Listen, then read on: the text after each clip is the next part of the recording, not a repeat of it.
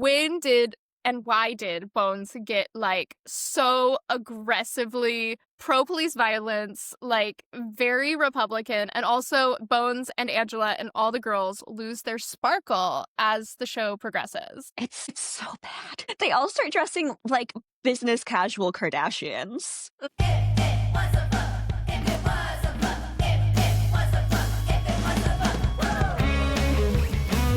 Hi, everybody. This is Ashley from TikTok's 130 Books in 130 Days. You're listening to the If It Was a Book podcast, the show that takes real life stories and rewrites them into what would happen if it was a book, for people who love reading, writing, pop culture, and general ADHD chaos.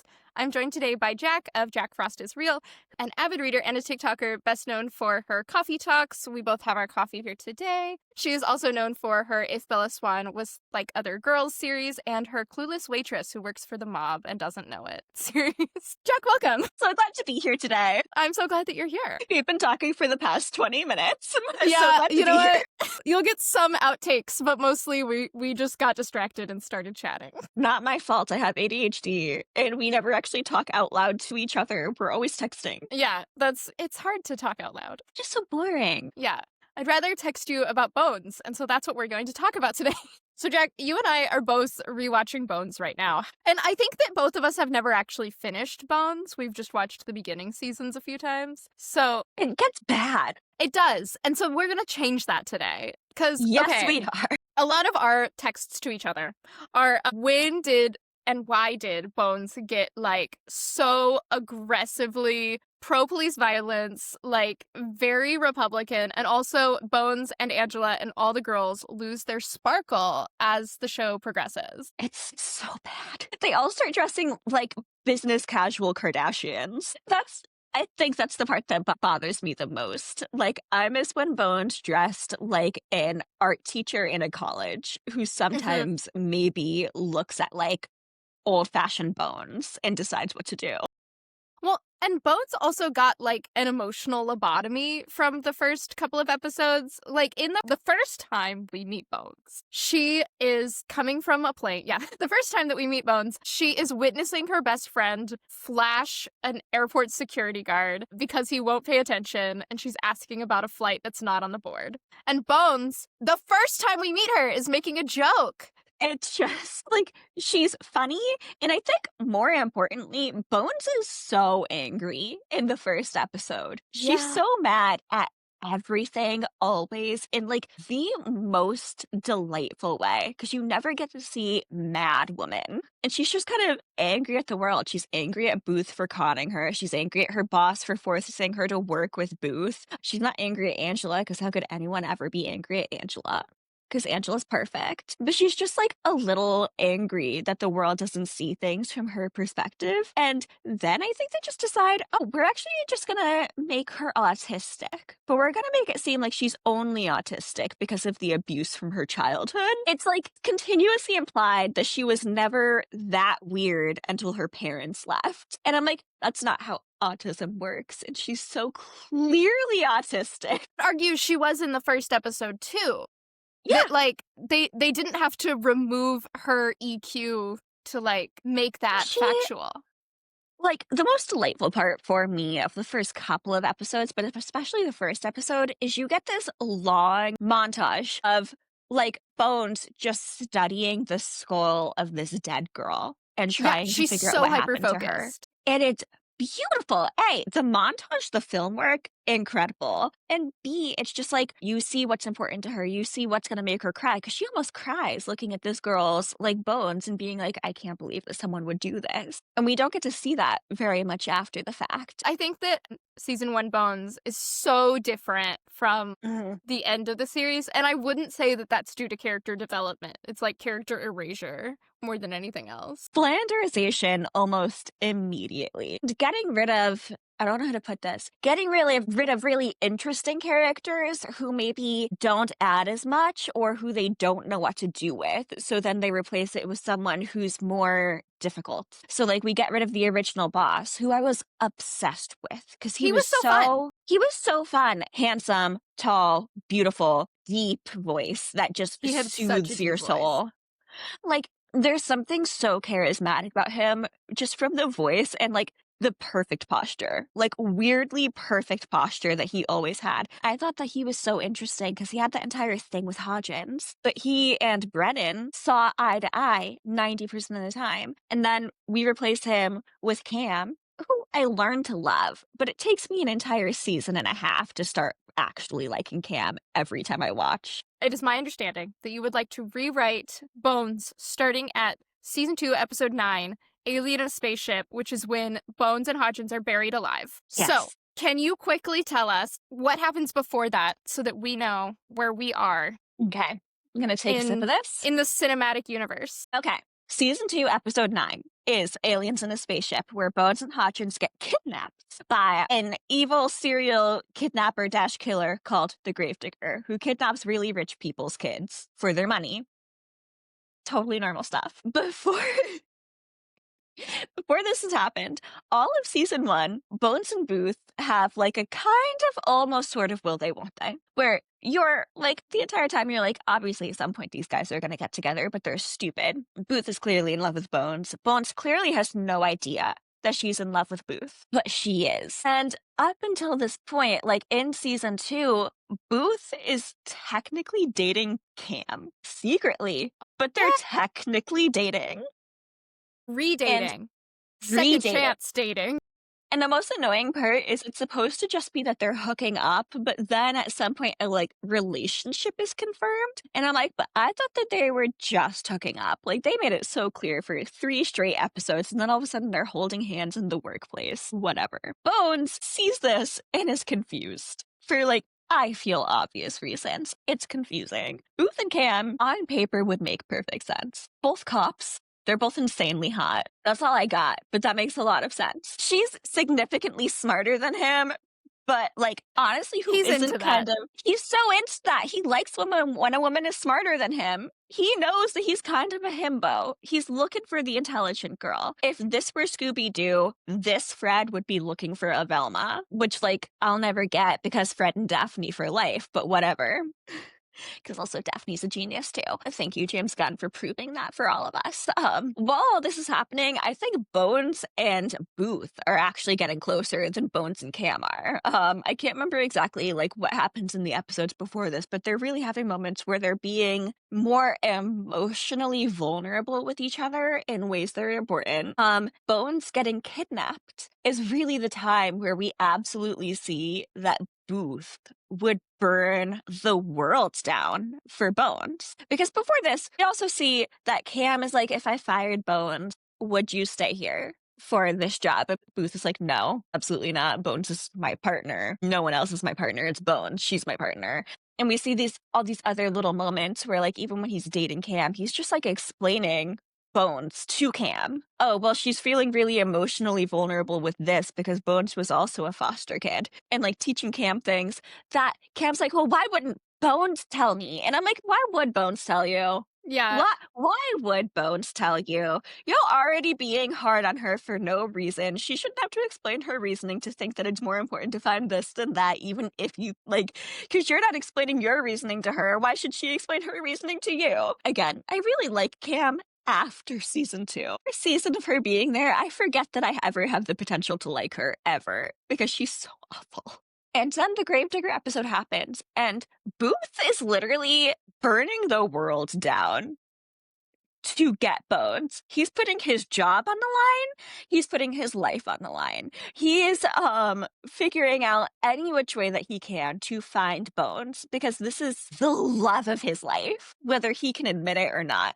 And Bones writes a letter to Booth in the car. She doesn't even read it until they're fucking married, and I'm not there yet. But she's basically also like admitting to him that she like admires his ability to see and understand emotion so much, which they then take away from us for the rest of the season. Yeah. They then take away that Bones admires Booth's ability to read emotions, and they just start making it have her be like, I hate psychology. Psychology is stupid. Boo, psych, which is dumb. But yeah, then Booth finds Bones after like forcing all of the squints to help him with this, because they're all just like, I give up. This is impossible. I give up. And he's like, no, we're gonna figure this out. And they do. Bones and Hodgins like blow up the car, and Booth runs runs down the thing, having found them, and starts digging the car. No one else is chasing after him, mind you. No one, even though it's so clear where the thing went. And he starts like pulling them out, and he pulls Bones out, and that's the exact moment where one of them should have said the words, "I love you," or "I knew you would find me." Mm-hmm. We get none of that, and Angela and Hodgins get together. Yeah, and then they break up. They break up for no reason. I'm calm. So anyways, I strongly, with all my heart and soul, feel that we need to rewrite the show past this season, because we can ignore all of season 3 ever having happened and just fix it. Sure, I'm in. So for what we are changing that season 3 happens at the end of season 4. Season 3, we get to see Sweets. We love that. At the end of season 4, they are like at their peak will-they-wont-they. We really think they're going to get together. They're like, okay, we're both leaving our jobs. He's going to go do something with the war. And she's going to go to look at Peru? ancient remains. Yeah, I think Peru. And so they're Peru. separating. And then they're going to come back at a specific time, see each other. And that's going to be like their thing. They're going to get together. And then when they come back, Booth is like, I'm dating someone. Which, like, what the f was that? And then for 2 more seasons, they. And then they only get together because in one night of, like, deep trauma where they are, like, worried for people's lives, they hook up, she gets pregnant, and then they just start dating. Which, like, only for the pregnancy, as far as we can tell. Because they do not start dating until she says, I'm pregnant. And for Booth's, like, big religious, I would say that, like, even if he didn't like her, he was going to be like, okay, well, we're dating now. Which makes perfect sense, because we know that he did that with his son, Tucker? Tucker is Grey's Anatomy? Parker. Yes. He did that when Arizona Robbins was, like, pregnant with Parker. That woman has never played a likable person in her life. She tries so hard. It's not her fault. They give her nothing. For real. So we're ignoring that all of that happened. In fact, it didn't. And we're stopping instead at season 2, episode 9. Nothing past that happens. Sorry, Sweets, I love you, but turns out you're not going to be in this version. Honestly, we could still bring Sweets in, because the reason that Sweets comes in is that they have to basically prove that Bones and Booth can work together. Sweets could come in earlier, because Bones and Booth start dating. For that, and for, like, the trauma of being buried alive. Which you would think someone would force someone to talk to a psychologist. Why does no one get forced to talk to a psychologist until Booth shoots a clown? So true. And also, only Booth. No one else ever has to talk to a psychologist until... And the only reason that they have to do, like, can Booth and Brennan work together is because Booth is, like, not going to get to go back to being his... Anyways. It's not even about Brennan. So Booth has rescued Brennan and Hodgins from the car, which the gravedigger put them in. I love the comment that you made of, I knew you'd find me, because I think that, especially because during the big hunt for her scene, she texts Booth, but with something that Booth would never understand, and he knows immediately to go ask other people and not, like, try to sit there and waste time figuring it out himself. So I love that. I know that she knew he would get it, and that he would seek out other people. Instead of texting, say, Hodgins or texting Zac, who would eventually understand the information, she knows that Booth is going to fight for her in a way that other people won't. Yes, and that's important because, you said instead of texting Hodgins is with her. That's true. Sorry. But instead of texting, like, Angela wouldn't get it. Like, people get mad at Angela for this, and I think it's not fair. When this is all happening, Angela just kind of stops, and she's, like, doesn't know how to help. People have to, like, force her to help because she just immediately gives up on them. And they act like Angela's selfish for that. I don't think that's selfish. I think that people forget that in fight or flight, there's also freeze. And every time Angela comes across anything like that, she freezes. And her entire body and brain shuts down. And that's not evil. That's just, like, an actual legitimate response. But so Angela wouldn't have been able to do that. And I think that Brennan would know that Angela wouldn't be able to, like, look at this text and know. The only person who knows or would be able to fight for them in this moment is Booth. And then the text ends up being for Zac. Mm-hmm. But it takes them so long to even get that, because even Jac doesn't get how important he is to Hodgins. So he's like, what is Hodgins all about? He's all about dirt and Angela. So obviously this text is for Angela. And it's like, no, the text is for you because it's about dirt and he knows that you understand him. We're also going to ignore the entire cannibalism piece, obviously. Okay, Jac didn't kill anyone. He didn't kill anyone. He just got conned. And I don't like when people baby Jac about the entire thing and try to blame other people for it. But I'm also just like, he just has a much weaker sense of self than other people. So it would be very easy for him to get conned. Oh, Bones is like, I knew you would find me, or I knew you would come. Which is also, I'm stealing it from Once Upon a Time. That show is garbage. It's hot garbage, but it also has one of the best lines of all time of Snow White being like, I knew you would come, or you found me. And then he's like, did you have any doubt I would? And I'm like, now they're married and have like 7 children. Yes. So anyways, you were saying something. I was going to say, I love that line. I think that that's great. We can either continue from there or we can cut to then being in ordered therapy and I think that you get the immediate pushback from Bones being like, I don't need this, like, I'm fine, like, just pushing down all of her emotions about it. And I think that, like, through therapy, they will deal with this trauma and also sort of realize their feelings for each other, maybe from something the therapist says, or maybe from just, like, hearing the vulnerability of each other. But I think that, in my mind, what would get them together would be, so Sweets has been assigned them. Sorry to the old British guy. Stephen Fry. Love him, but sorry we got Sweets in this one. Sweet. I actually wonder, because Sweets, when we meet him in season 3, actually no, he's already working for the government. So in season 2, it would still make sense that he's there and doing this. So never mind, it's still Sweets. I was just thinking about how he's 22 and a moron, but he's 22 and a moron because he's a savant of psychology. There are so many savants in this show. Yeah. Everyone's a genius, except Booth. Booth is a genius shot. He can shoot anything, even if it's physically impossible. That's true. But, I mean, so is Bones, and they don't really talk about that enough, that Bones is an excellent shot. She'll say it sometimes, but then everybody will dismiss her, and I'm like, no, she's, like, actually a really good shot. That actually bothers me so much in the show. Every time Bones, like, pats herself on the back for something, she kind of gets laughed at by the rest of the group. Bones goes, oh, yeah, my mom always told me that I say girls just want to have fun better than Cyndi Lauper. And Booth and Sweets laugh at her for it. And they're like, oh, yeah, sure. No, that's just what moms say. And it's like, why would you ever tell a little girl, like, I don't care if she's an adult woman, if she's talking about something that her mom did, she's still a little girl. And also, her mom is dead. Yeah. And you know this. And you're like, your mom didn't mean it. She was just being nice. It's an important thing that moms do. And it's like, yeah, you know the other important part?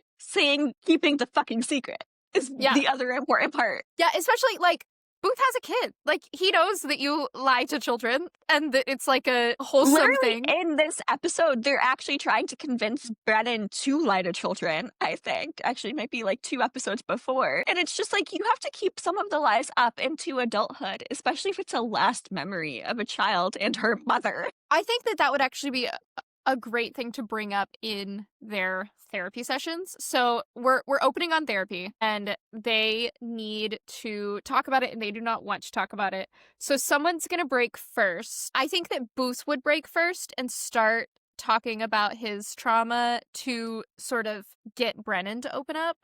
I'm being Booth. I have my arms crossed because I hate therapy. I'm going into character mode. Okay, so Booth, wait, would he be trying to get Brennan to talk about therapy? Or would he also, because Booth also hates therapy and thinks that it's stupid. So would he just go, so what about that body, huh?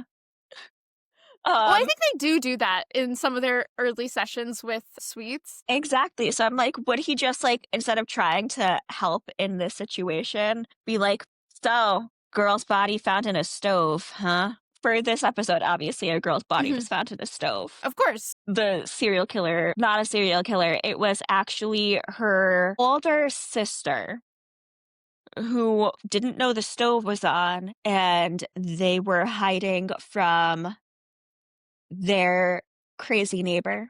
Okay. So she was trying to help her sister and accidentally turned the oven on. I would be so good at writing bones. Oh my God. How do you accidentally turn the oven on? Little kid trying to help, like, do it and then, like, hide the They're both evidence. little. They're both Yeah. little. They're Okay. little, and they're just trying to, like and, like, I don't know, the kid gets cooked because she can't get out, but the other one's, like, also stuck in the fridge. No, I'm evil. So it's an So, accidental murder-suicide. basically, all because of the crazy drunken neighbor who's trying to get at them, Oh, yeah, trying to get into the house, and maybe he does get in the house, and that's why they, like, shut the and they're door. hiding from him, Mhm. so it's either be in pain or, like, get taken by him. I would say that Now I'm maybe sad.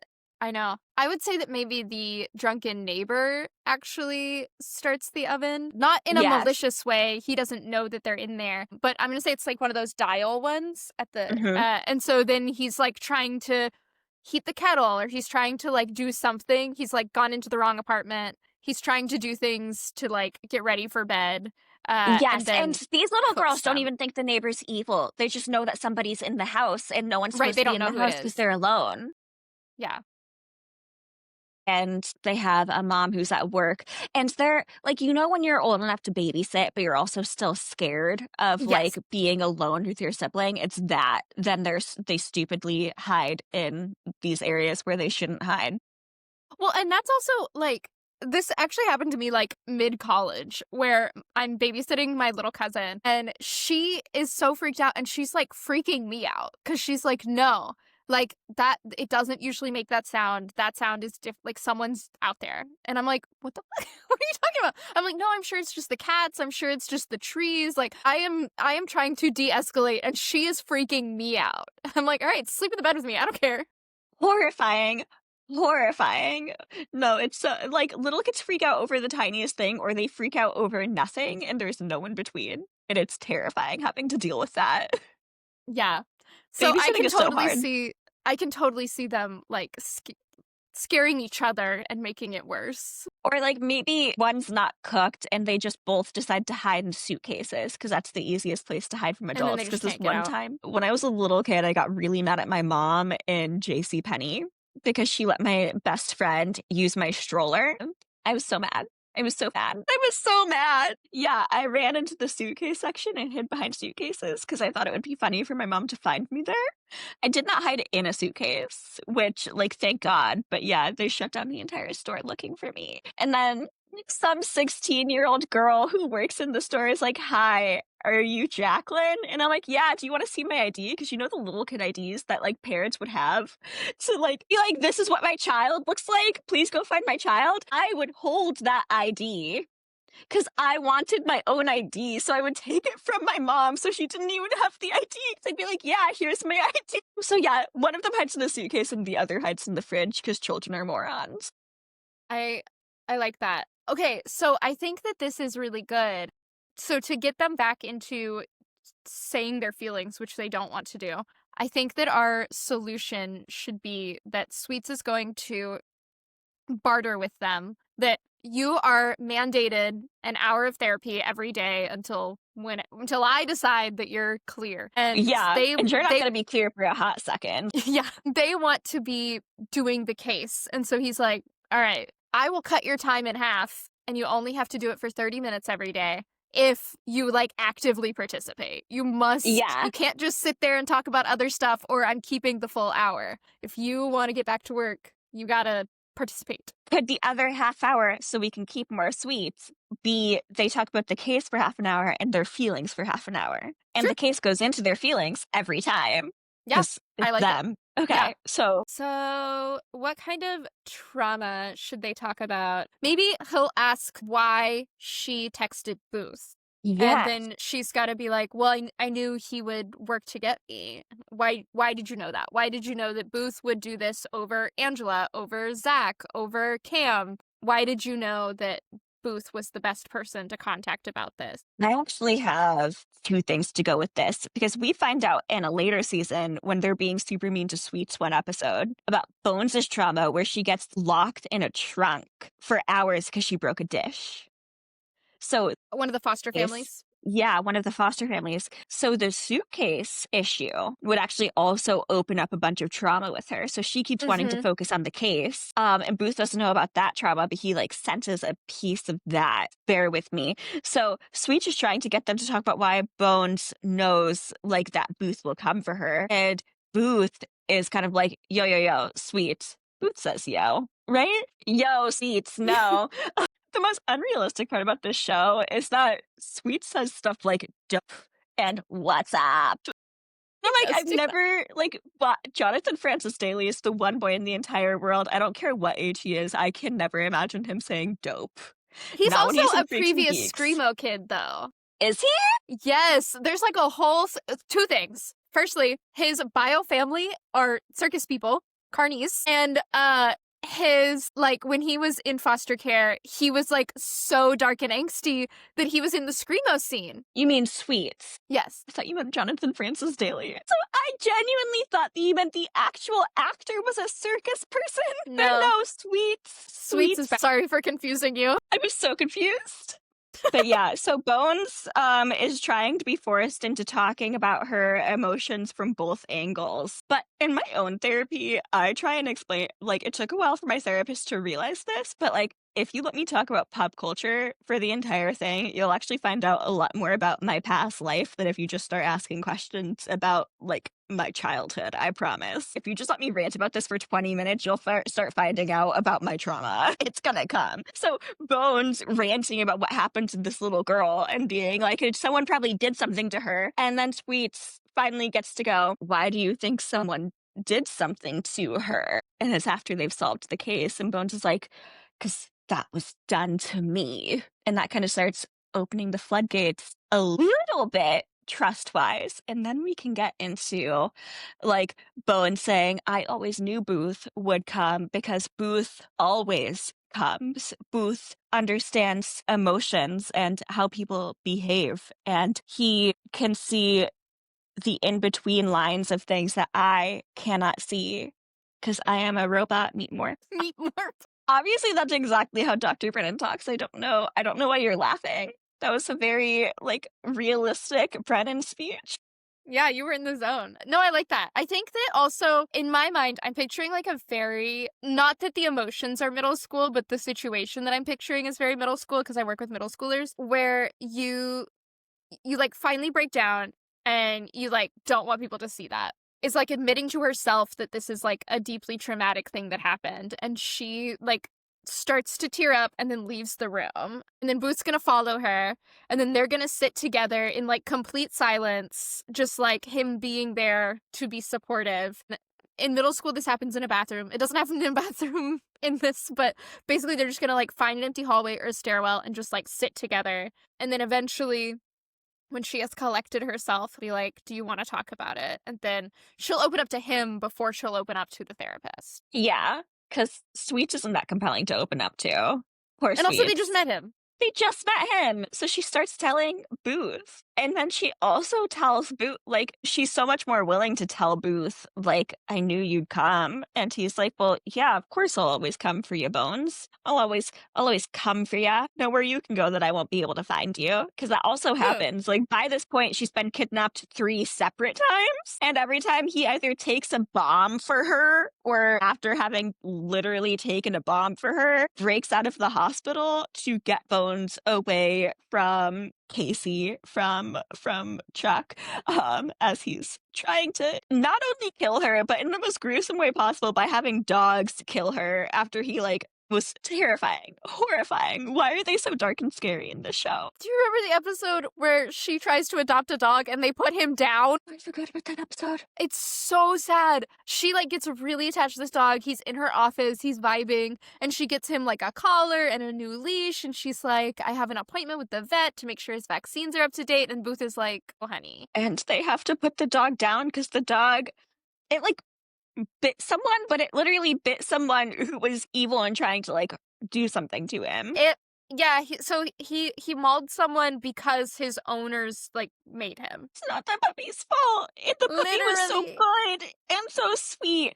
And honestly, Bones being able to adopt a dog would have changed her emotional capacity so much. I think we should let her. Okay, so in our Yeah. very own rewriting, she gets to keep that dog. I'm gonna say even like Booth does something so that they don't have to put that dog down, where they have to be like, okay, he has to go to reactivity training, he has to like pass all of these things in order to be good to go, and you have to do like these monthly and then yearly check-ins, and that's what I've arranged with the DA or whoever's in charge of that. And then Bones gets to keep the dog and is like always doing training with him. And I'm saying the dog's coming with her. The dog was already hanging out in Jeffersonian. Jeffersonian's gonna keep having this dog. And Yes. so you can train some dogs later in life to assist with certain service animal things. So I'm going to say that's going to become her PTSD service animal who's going to assist. PTSD service animal. I was thinking that dog's gonna be trained to find bodies. Ooh, I think that's much better. And then he'll be like an ESA who can sniff out bodies. Yeah. And that, like, and hey, Bones is always like, when they bring dogs in for random episodes, she's always so good with the dogs. And I think it's like actually like she would be so good with a dog. And then we'd have like a little clip every episode where she's like, I have to take the dog for a walk or I have to go feed my dog. It would really just help her to open up to everyone. And I think it would take a second for Booth to be able to be close to this dog. Ooh, I like that because the dog would be like kind of wary of men after his previous owner was kind of the terrible things that he did.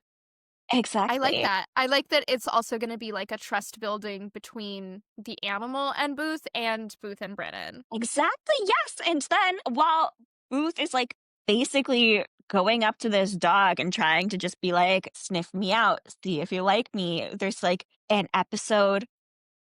Ooh, there'll be an episode. We can say this would be like the start of season 3 or an end of season 2 filler episode. For some reason, Brennan has to go on an expedition alone and Booth has to watch the dog. I like that. Oh, part of that.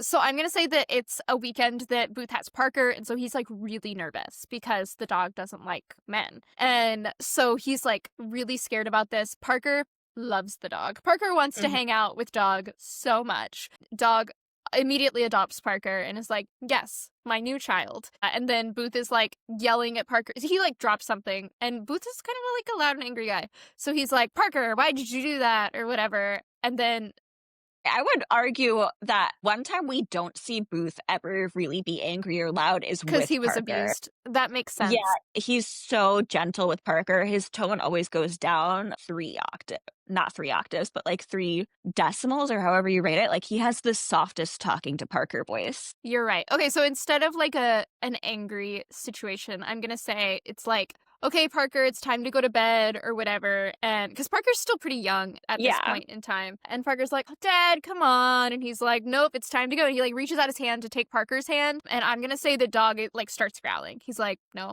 he doesn't want to go. And then I think Parker has to tell the dog, be like, no, it's okay. Like, I want to go with Dad. And then the dog like immediately shuts up. He's like, yeah, okay. If you're chill with it, I'm chill with it. This is perfect. And then it will also make it so Parker and Brennan can be closer too. We can have an episode where it's Brennan and Booth and Parker and the dog. Mm-hmm. And because we never get to see Brennan and Parker interact until Brennan has Christine. Mm-hmm. And then Parker comes around the once and starts doing weird, creepy things. So they start thinking that Parker is like a weird little serial killer, which I hate. But he's making a mobile. He's making like a mobile so the baby can like actually get used to his face, and it's so sweet. And they think that Parker's like threatening to kill Brennan, and I'm like, what the fuck? Who thought of this? Like, what moron went, this is a great idea. Yeah. So I love that we are getting Parker back in because I feel like we don't see him very often. And I get that it's like split custody and she moves away to England.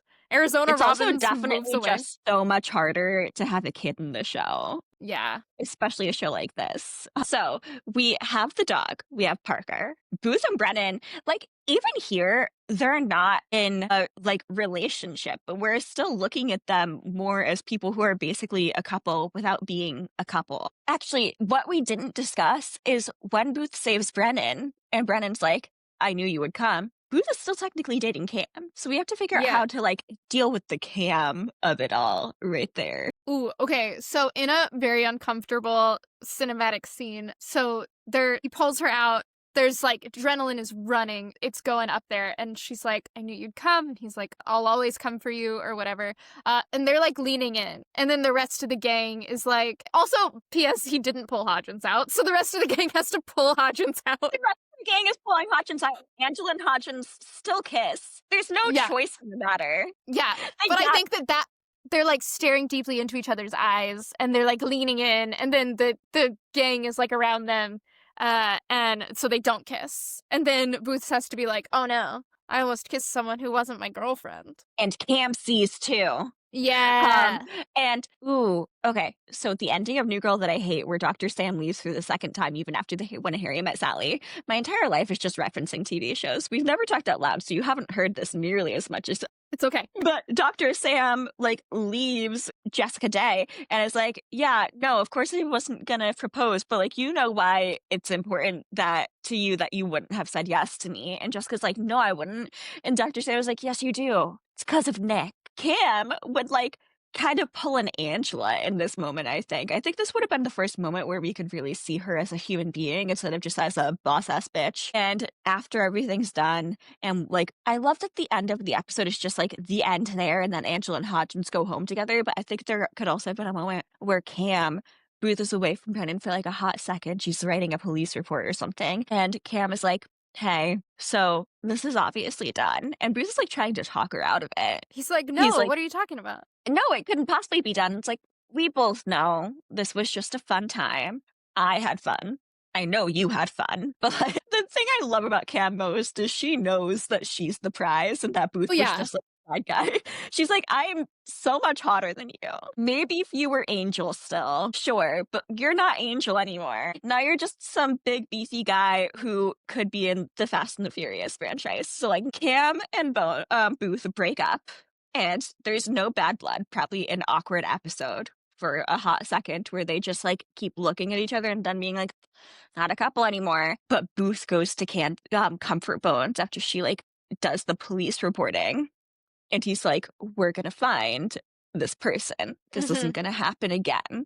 And so that's how it ends with Booth and Cam. And now we can flash back to the future. The other thing that always bothers me in Bones so deeply is the episode where Bones goes to that town and she has to take care of the baby because the baby swallows the key. And she's the like dancing phalanges episode. Yes, I love the dancing phalanges. I know that they had the baby get adopted by someone that they already know in this small town. I want so deeply every time I watch that episode for Bones to be the one to adopt that baby. Every time. Disagree, because that's the first time she has ever expressed any interest in a child. That's fair. But I agree that it's like a really cute episode, and maybe that like kickstarts something for her as it does in the show. But I think that if you were to have her adopt that child immediately, then we are looking at like an impulsive decision, which is maybe not the best for the child. Although she is a multi-millionaire. So I think that it would make 100% of sense for her to write off a scholarship for that child and be keeping tabs on that child, because she does like fix the bridge into town to like help the town flourish. And maybe at that point she starts looking into fostering a child herself for all of her like deep trauma around being a foster child. I think that she'll foster to adopt someone very young. I think actually I love that idea so much more because she's also, the entire reason she can watch this baby is because she's a licensed foster parent. And we never see her hanging out with her nieces, which bugs me because those nieces would be so obsessed with Auntie Brennan. But also, I always think of Brennan as being her first name, but it is her last name and her first name is Temperance. Yeah. Bothers me. Tempe. Because Tempe. So they're like talking about Auntie Temperance. And I'm like, you are choosing a new name for your child because you have to fake identities and you decide on Temperance? Temperance. Really? She goes from joy to temperance. It's just, it tempered her joy, that's for sure. A choice was made for sure with that. But yeah, like having her like even just foster a kid. You watch 911, right? Yes. Okay, I know we've talked about this before. Hen and her wife, like, fostering kids is such interesting storytelling, especially for Ryan Murphy, who's not always great at storytelling. Yeah, having Hen cheat, what the f was that?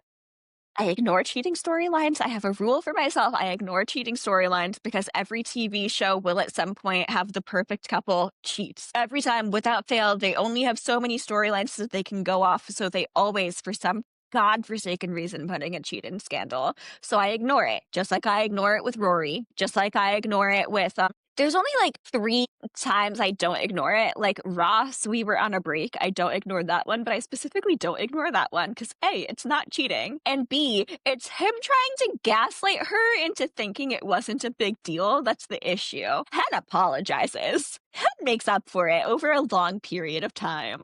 Yeah. Oh, So, I think Brennan, like, potentially fostering a kid and having to, like, figure out how to be a parent to a child, like, for a longer period of time, especially a 4-year-old. I think 4 yeah. would be such a great age because that's when picky eating really comes in and you have no fucking clue when what you're doing or how to do anything, and kids hate everything except for dinosaur-shaped chicken nuggets. So that would work great.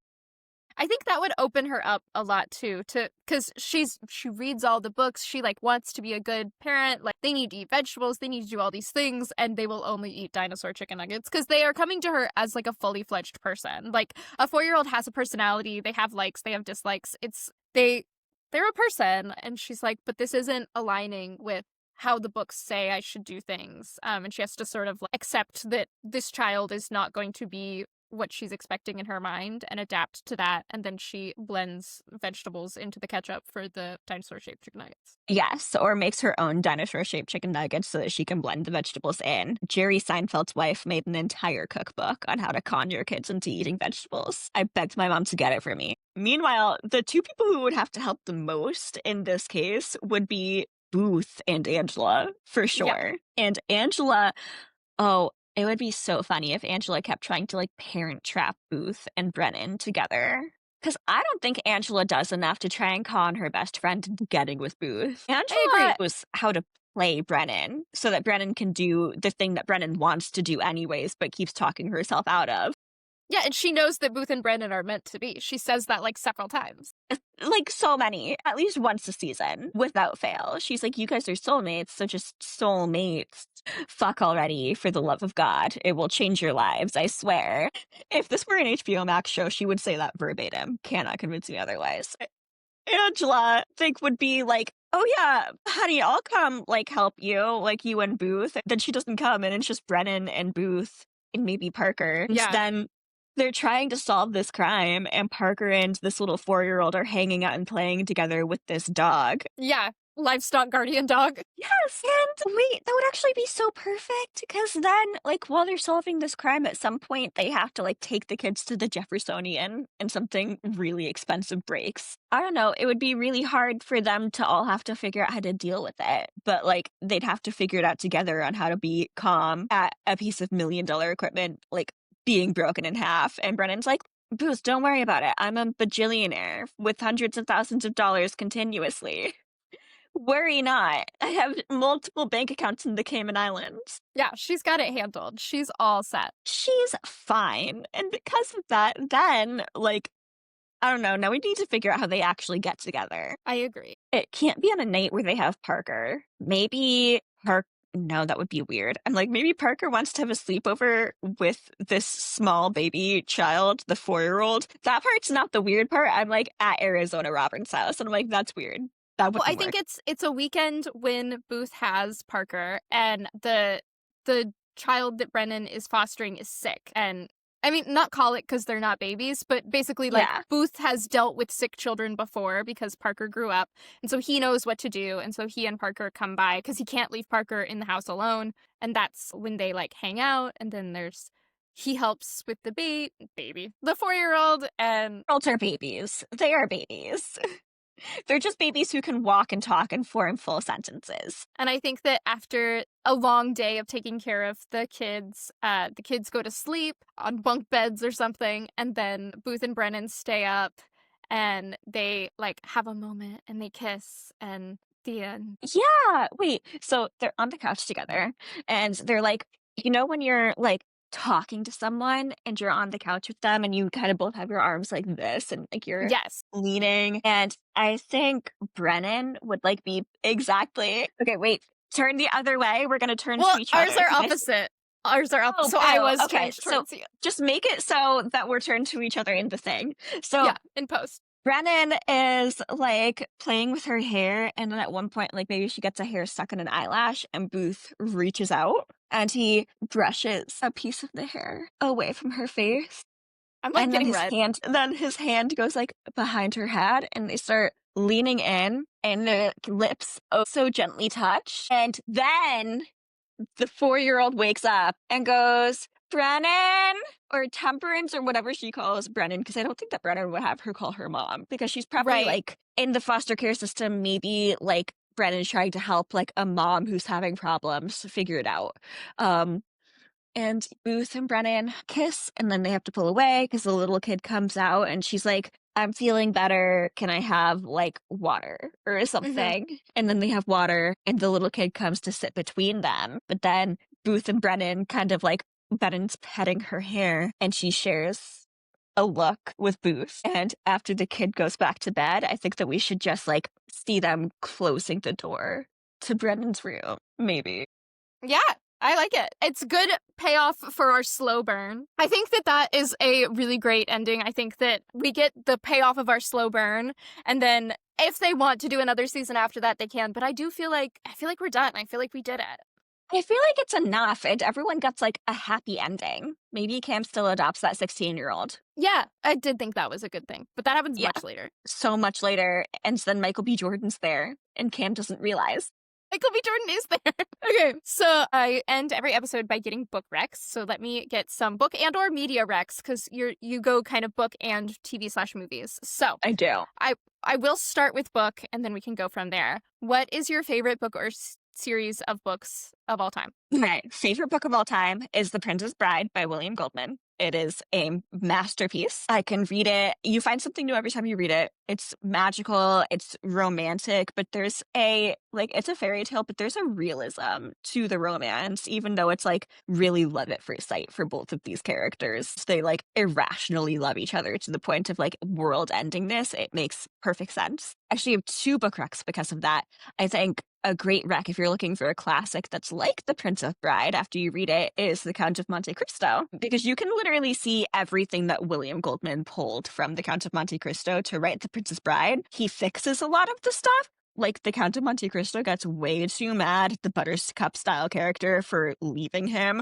And it's like, dude, she thought you were dead. What was she supposed to do? Be destitute for life? Whatever. Yes. Those are phenomenal in so many ways. And then my favorite series of all time to read is A Deadly Education by Naomi Novik. It's Ooh, the a great Scholomance series. I have never seen a series where everything is so perfectly put together. Like every word is planned to the point that when you read the first sentence to the final reveal in the 3rd book, like the first chapter makes perfect sense as to answer what the final reveal is. And every person I have read it never sees it coming because it seems impossible. But then it comes and you're just like, wait, no, this makes perfect sense. So there's so much payoff for that series. I agree. Yeah, that one truly fantastic It series. blew my mind. You have to be willing to have the info dump, but the info dump is so worth it. Oh my God. And then what would you say is your most anticipated release coming out through the end of the year or next year? This can be books or TV shows, movies. Okay, into next year, Supergirl is supposed to come out in 2026, and I will be Supergirl for Halloween. I'm not even making my costume. I'm going to spend money on the costume, and I never do that. I always make my costume, and I'm like, no, I want the Supergirl costume. So that's a big one. And I also, The Rose Bargain, book 2 is coming out, which Oh, I I need to see read it book like 1. on my shelf. I highly recommend it. It was my my top 5-star book of the year. My best friend Elisa, we don't always have like the same vibe of books, but she also loved it. Genuinely phenomenal. Oh, and book 6 of A Discovery of Witches is coming out by Deborah Harkness. The first 3 books, okay, the first book, magnificent. The second and third book, meh. The fourth book, I ignore. The fifth book, perfect. It's basically Twilight fan fiction for adults. Like, what if Bella were a witch and Edward were a vampire who's like ancient and also an asshole, which like he already is. And they work in academia. It's just you can tell that they like forced her to publish the first like 3 books within a very short amount of time. Yeah, just kind of rushing. Exactly. So the 5th book really resolves a lot of the problems that the 3rd book caused. I'm so excited for the 6th book because you can tell that she's not allowed to take her time with like writing what she's writing. So there's more reason and sense. We love to see it. TV shows, I got nothing. High That's okay. Potential season 2 is coming out. That's going to be very exciting. Yeah, I like that show too. So that'll be great. Okay. And that was If It Was a Book. If you liked what you heard, feel free to drop us a rating or a review. Tell us what you liked, what you want to see in future episodes. If you would like to submit a story for the chance to have it rewritten by one of our guests, you can do so by emailing your memory to ifitwasabook@gmail.com. You can follow the podcast on Instagram and TikTok at If It Was a Book. You can follow me, the host, at Wicked Reads on Instagram, YouTube, and TikTok. The video episodes are also posted on YouTube and Spotify, Apple Podcasts, and wherever you listen to podcasts. Jac, where can readers and listeners follow you? I am Jacfrostisreal on basically every platform, YouTube, Instagram, TikTok, and that's Jac Frost without a K. Because Jack, that's how you spell the girl spelling of Jac Frost, obviously. We have new episodes out every Monday. As always, video episodes are available on YouTube, and audio is available on Spotify, Apple Podcasts, and wherever you listen to podcasts. Thanks for listening. Bye!